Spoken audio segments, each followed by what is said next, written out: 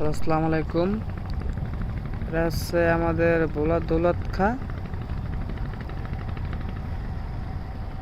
দেখেন কত সুন্দর দৃশ্য। ভোলা দ্বীপ হইল মোটামুটি কায়দা অনেক সুন্দর, কিন্তু দেখার মতন একটা জায়গা, যা আসলে যারা আসে নাই কোনোদিন তারা হয়তো বা বলতে পারবে না। কারণ ভোলা দ্বীপ অনেক সুন্দর, ইলিশ মাছের জন্য বিখ্যাত। যারা ইলিশ মাছ সরাসরি কিনা তাজা ইলিশ মাছ খাইতে পারবেন। দেখেন এই যে মাছ ধরার নৌকা,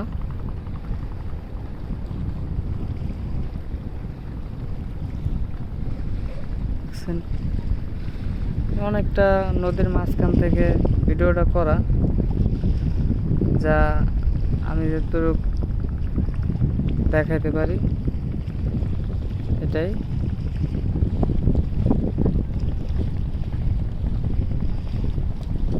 বাতাস এই জায়গায় আপনার মাছঘাট ঘাট দেখা যাচ্ছে।